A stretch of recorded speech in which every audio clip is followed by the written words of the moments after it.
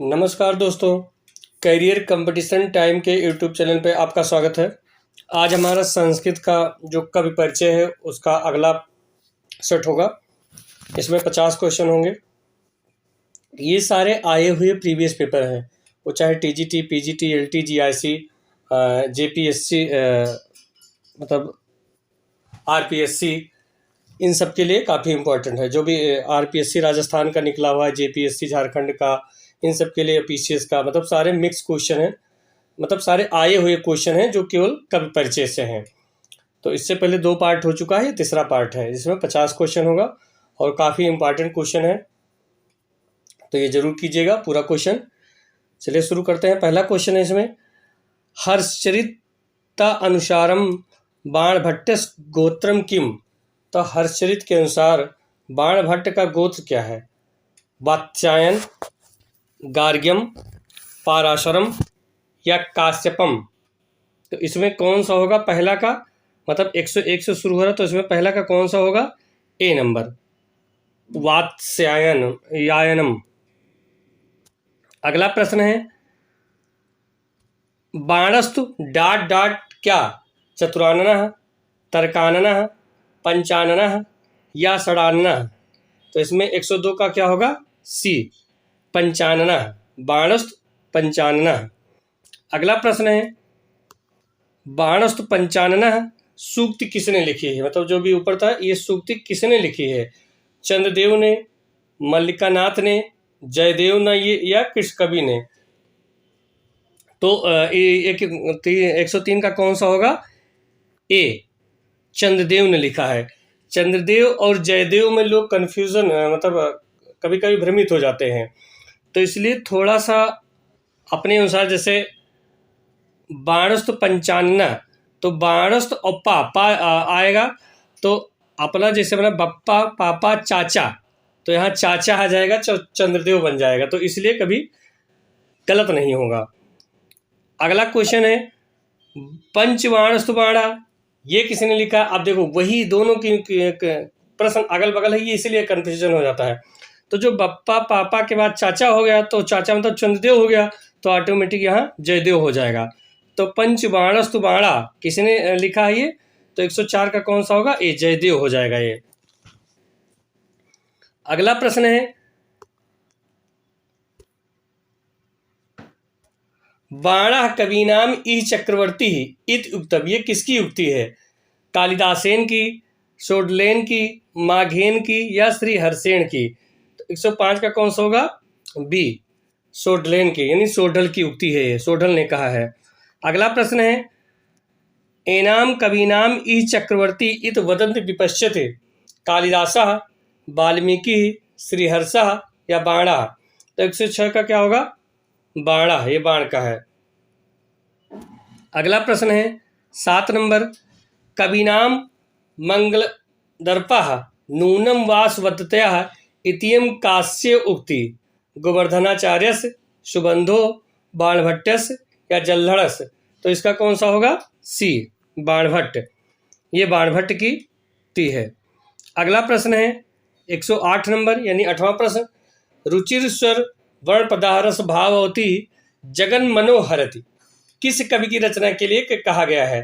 कालिदास के, भवभूति के, बाणभट्ट के या भारवी के। तो 108 का क्या होगा? सी, ये बाणभट्ट की रचना के लिए कहा गया है कि मेरे को हमेशा भावती रहती है। अगला प्रश्न है प्रश्न नंबर 9, कालिदासस उपमेय बाणभट्टस्य को अलंकारो विशेष। कालिदास के उपमा बाणभट्ट के कौन से अलंकार की विशेषता है? उत्प्रेक्षा, रूपकम, अर्थान्यास, संदेशा। तो इसमें कौन सा होगा? ए, उत्प्रेक्षा, उत्प्रेक्षा अलंकार की विशेषता है। अगला प्रश्न है 110 नंबर, हर्ष के विषय में उल्लेख किससे प्राप्त होता है? यानी जो हर्ष के विषय में है उल्लेख, वो किससे प्राप्त होता है? कल्हड़ से, बाण से, कालिदास से या भास से। तो इसका कौन सा होगा? बाण से, बाण ने ही हर्ष के विषय में उल्लेख किया है, हर्षवर्धन यानी। अगला प्रश्न है बाणभट्टस्य विषय, बाणी बाणो बभूवेति कथनस लेखिका आसीत, मतलब ये लेखक ये कथन किसने, कौन से लेखक ने लिखा है? तो चंद्रदेव, बिल्हड़, गोवर्धनाचार्य या धर्मदासः? तो ये क्वेश्चन ने लिखा है, ये गोवर्धनाचार्य ने लिखा है। बाड़ी बाड़ो बभूति। अगला प्रश्न है, हर्ष के साम्राज्य की राजधानी थी कनौज, पाटलिपुत्र, प्रयाग या थानेश्वर? तो ये कौन सी थी? थानेश्वर। अगला प्रश्न है, सम्राट हर्ष ने अपनी राजधानी थानेश्वर से कहाँ स्थानांतरित किया था? मैंने जो पहले के तो थानेश्वर था, उसके बाद उसने अपना जो राजधानी था वो कहाँ स्थानांतरित, मैंने कहाँ हटा लिया था? प्रयाग, दिल्ली, कन्नौज या राजगृह? तो ये कन्नौज में स्थानांतरित किया था। अगला प्रश्न है, सम्राट हर्षवर्धन ने 2 महान धार्मिक सम्मेलन का आयोजित किया था, कहाँ पे? कन्नौज तथा प्रयाग में, प्रयाग तथा थानेश्वर में, थानेश्वर तथा वल्लभी में या वल्लभी तथा प्रयाग में? तो ये कहाँ पे किया था? ए नंबर, कन्नौज तथा प्रयाग में किया था। अगला प्रश्न है, हर्ष किस वंश के थे? पुष्प भूति राजवंश के या पाल राजवंश के, प्रतिहार राजवंश के या चंदेल राजवंश के? तो ये कौन से थे? पुष्प भूति राजवंश के थे हर्ष। अगला प्रश्न है, श्रीहर्ष भ्राता कहा? श्रीहर्ष के भ्राता का क्या नाम था? राजवर्धना, आनंदवर्धना, कीर्तिवर्धना या गुणवर्धना? तो क्या नाम था इनका? राजवर्धना। अगला प्रश्न है, भवभूति का मूल नाम क्या था? ये बहुत क्वेश्चन आता है, भवभूति का मूल नाम क्या था? श्रीपति, उम्बेक, श्रीकंठ या नीलकंठ? तो क्या नाम था इनका? श्रीकंठ, सी होगा। अगला प्रश्न है, भवभूति का स्थिति काल क्या है? 5वीं शताब्दी, 6वीं शताब्दी, 7वीं शताब्दी या 8वीं शताब्दी? तो स्थिति काल इनका क्या है? 7वीं शताब्दी माना जाता है। अगला प्रश्न है, प्रश्न नंबर 19, संस्कृत साहित्य श्रीकंठा इत उपाधिना विभूषित कवि? मतलब संस्कृत साहित्य में श्रीकंठ के नाम से किस कवि को विभूषित किया गया है? कालिदासः, क्षेमेंद्रः, भवभूति और विशाख दत्ता? तो भी ऊपर बता दो कि भवभूति को श्रीकंठ, मतलब इनका उपनाम ही श्रीकंठ था। अगला प्रश्न है, भवभूत किसके आश्रित कवि थे? या भवभूत के आश्रयदाता नरेश यानी राजा का क्या नाम था? यशोवर्मा, हर्षवर्धन, चंद्रगुप्त विक्रमादित्य या विष्णुवर्धन? तो इनके राजा का क्या नाम था? यशोवर्मा, मतलब जिनका है यहाँ ये रहते थे। अगला प्रश्न है, महाकवि भवभूत की कितनी रचनाएं हैं? 3, 4, 5, 6? तो कितनी रचनाएं हैं? 3 रचनाएं हैं। अगला प्रश्न है, निम्नलिखित में से कौन सी रचना भवभूत की नहीं है? प्रतिमा नाटकम, उत्तर रामचरितम, मालती माधवम या महावीर चरितम? तो इसमें कौन सी इनकी रचना नहीं है? 122 का ए, प्रतिमा नाटकम। बाकी उत्तर रामचरितम, मालती माधवम और महावीर चरितम भवभूत की रचना है। अगला प्रश्न है, भवभूत का उत्कर्ष किस नाटक में है? उत्तर रामचरित, महावीर चरित, मालती माधवम या नागानंदम? तो इसमें कौन सा सही होगा? ए, उत्तर रामचरितम। उत्तर रामचरितम भवभूत का एक उत्कर्ष नाटक है, उच्च कोटि का बल्कि नाटक माना गया है। अगला प्रश्न है, जतुकर्णी पुत्रा भवति, माने जतुकर्णी के पुत्र का क्या नाम था?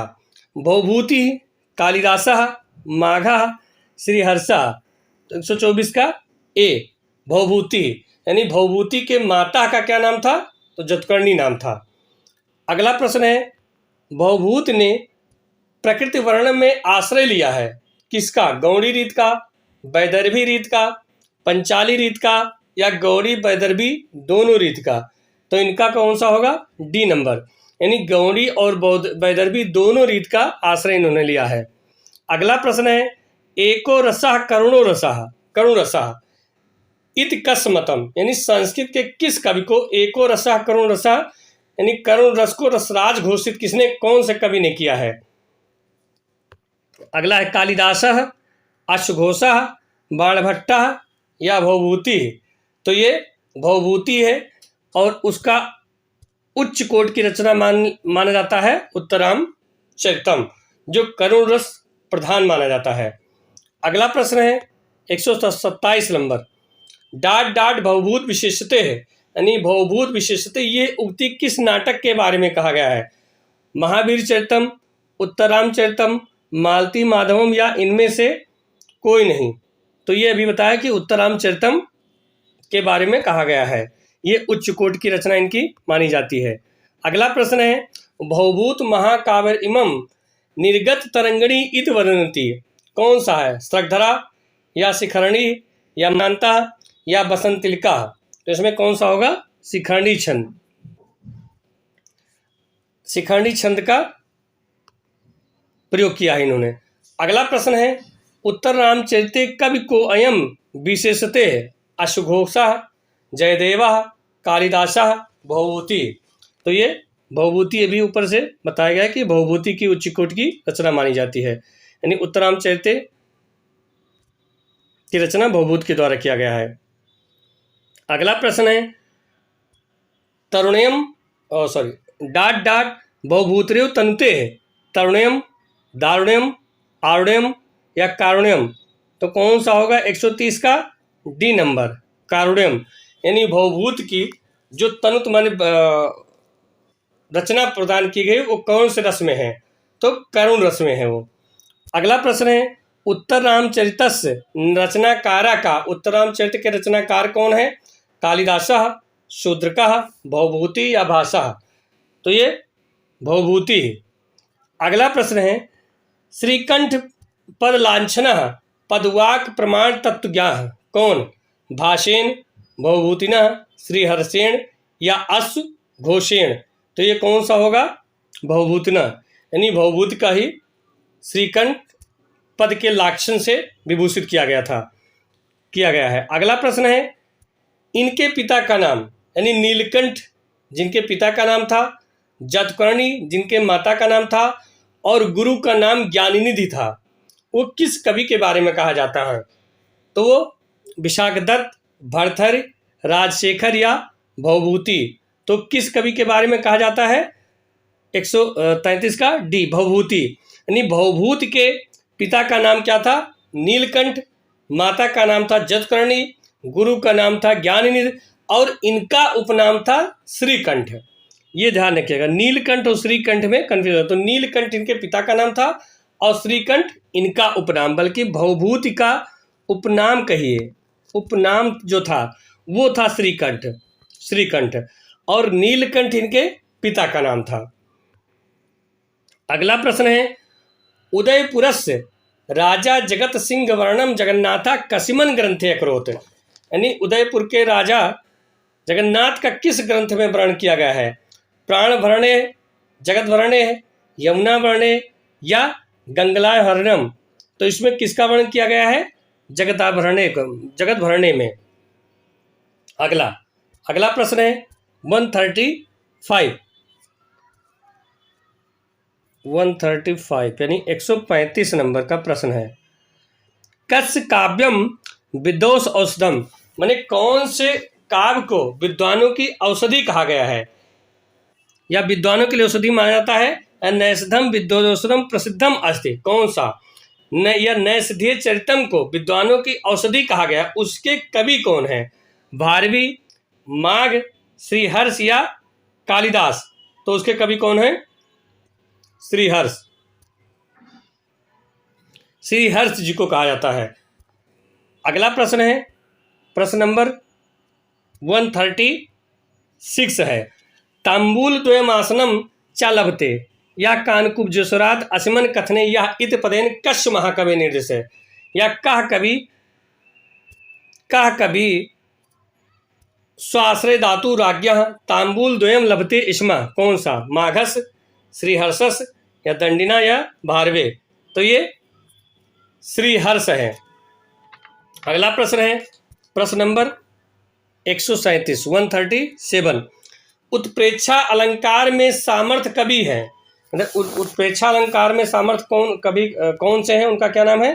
कालिदास है। माघ, श्रीहर्ष या भारवि, तो उनका नाम क्या है? श्रीहर्ष। अगला प्रश्न है, नैषधीय चरित प्रणेतु पिता का, या नैषधीय चरित का सप्रतु नाम, या नैषधीय चरित की जो रचना किए हैं उनके पिता का क्या नाम है? श्रीनिवासा, श्रीधरा, श्रीहीरा या मम्मट, तो उनके पिता का क्या नाम है? श्रीहीरा। यानी नैषधीय चरितम की रचना किसने किया है? श्रीहर्ष ने। और श्रीहर्ष के पिता का क्या नाम है? श्रीहीरा। अगला, श्रीहीरा सुशियो जितेंद्रियम मामल देवी चायम इत वार्ता केन संबद्धा। इत वार्ता किससे, मतलब ये वार्तालाप किससे संबंधित है? माघेन से, वार्विणा से, श्रीहर्षेण से, ये भासेन से, तो ये श्रीहर्ष से संबंधित है। अगला प्रश्न है, अंबिका दत्त व्यास की जन्मभूमि है जयपुर, प्रयाग, पटना, कर्मभूमि, तो उनका कहाँ जन्मभूमि, उनका जन्म कहाँ हुआ था? तो उनका जन्म जयपुर में हुआ था। अगला, शिवराज विजय के रचयिता कहाँ के प्राध्यापक थे? कानपुर के, पटना के, जयपुर के या दिल्ली के? तो प्राध्यापक थे पटना के। जन्म हुआ था जयपुर और प्राध्यापक थे पटना के, और रहते थे बाकी बाद में रहते थे प्रयाग में। अगला प्रश्न है, संस्कृत संजीवनी समाज की स्थापना किसने की थी? गोविंद दास ने, या कुसुमदेव ने, या माधभट्ट ने, या अंबिका दत्त व्यास ने? तो संस्कृत संजीवनी समाज की स्थापना अंबिका दत्त व्यास जी के द्वारा किया गया था। अगला प्रश्न है, शिवराज विजय के रचयिता को किस सम्मान से विभूषित किया गया था? मानी शिवराज के विजय के रचयिता कौन है? तो अंबिका दत्त व्यास है। और उनको किस सम्मान से विभूषित किया गया? घटिका शतक, दीपशिखा, वाग्देवतारा या श्रीकंठ पंदलाक्षण? तो उनको घटिका शतक से विभूषित किया गया था। एक घड़ी में 100 श्लोक बना लेते थे। अगला प्रश्न है, घटिका शतक की उपाधि से विभूषित किए गए हैं कौन? अभी जस्ट प्रश्न ऊपर आया है, बाणभट्ट, भर्तृहरि, अंबिका दत्त व्यास या महाकवि कालिदास? तो घटिका शतक की उपाधि किसे प्रदान किया गया है? अंबिका दत्त व्यास जी को। अगला प्रश्न है, अंबिका दत्त व्यास को निम्नलिखित में से किस उपाधि से विभूषित नहीं किया गया? तो घटिका शतक इनकी उपाधि है, शतावधान भी इनकी उपाधि है, और साहित्याचार्य भी इनकी उपाधि है, जबकि मीमांसक से इनको विभूषित नहीं किया गया। तो यहाँ पे 145 का जो सही होगा वो डी होगा, मीमांसक। बाकी घटिका शतक, शतावधान और साहित्याचार्य से तीनों से विभूषित किया गया था इन्हें। अगला प्रश्न है, रात गमिष्यत भविष्यत सुप्रभातम पद्यांश का संबंध किस रचनाकार से है? तो ये शिवराज विजय से शुरू होता है। शिवराज विजय जो गद्यकार है वहीं से रात गमिष्यत भविष्यत सुप्रभातम यहीं से उस शुरू किया जाता है, और इसके जो रचनाकार है वो अंबिका दत्त व्यास जी हैं। और शिवराज विजय जो औरंगजेब का शासनकाल था और उसका पूरा वर्णन किया गया है शिवराज विजय में, और शिवाजी का, औरंगजेब और शिवाजी के शासनकाल का वर्णन किया गया है। अगला प्रश्न है, चाणक्य का अन्य नाम था, या चाणक्य बचपन में किस नाम से पुकारे जाते थे? अजय, चाणक्य, विष्णुगुप्त, देवदत्त? तो ये इतिहास प्रसिद्ध है कि इनका नाम, बचपन का नाम विष्णुगुप्त था। अगला प्रश्न है, कालक्रमानुसारी क्रम, मतलब कालक्रम के अनुसार कौन सही है? कालिदासा, भाषा, बाणभट्टा या भभूति? या भाषा, कालिदासा, बाणभट्टा या भभूति? या भभूति, कालिदासा, भाषा, बाणभट्टा या बाणभट्टा, कालिदासा, भभूति या भाषा? तो 148 का कौन सा सही होगा यहाँ पे? B number.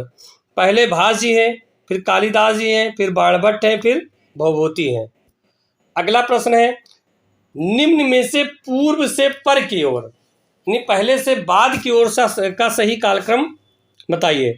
माघ, भारवी, कालिदास या माघ, कालिदास भारव या कालिदास भारव माघ या कालिदास माघ भारव।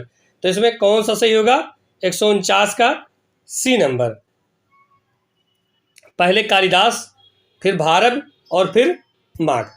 अगला प्रश्न है 150 नंबर। निम्न को कालक्रमानुसार बताइए। कालिदास माघ भारव वाल्मीकि या वाल्मीकि कालिदास भारव माघ या माघ भारव कालिदास वाल्मीकि या भारव कालिदास माघ वाल्मीकि। 150 का क्वेश्चन कौन सा सही होगा? बी। सबसे पहले वाल्मीकि, फिर कालिदास, फिर भारव, फिर माघ, इनका कालक्रमानुसार है। ये हो गए हमारे 50 क्वेश्चन। और इसी प्रकार संस्कृत से संबंधित अगर आप कोई भी तैयारी कर रहे हो, चाहे टीजीटी, पीजीटी, एलटी, जीआरसी, और अभी राजस्थान ग्रेड 2 की वैकेंसी आई हुई है, तो इससे सबसे संबंधित जितना प्रीवियस पेपर आपको जितना सिलेबस में शामिल किया गया होगा, उसका सारा प्रीवियस पेपर आपको वीडियो में मिलता रहेगा। और काफ़ी इंपॉर्टेंट क्वेश्चन और अच्छा क्वेश्चन है। तो इस प्रकार और क्वेश्चन देखने के लिए हमारे YouTube channel career competition time को लाइक और सब्सक्राइब जरूर कीजिए। धन्यवाद।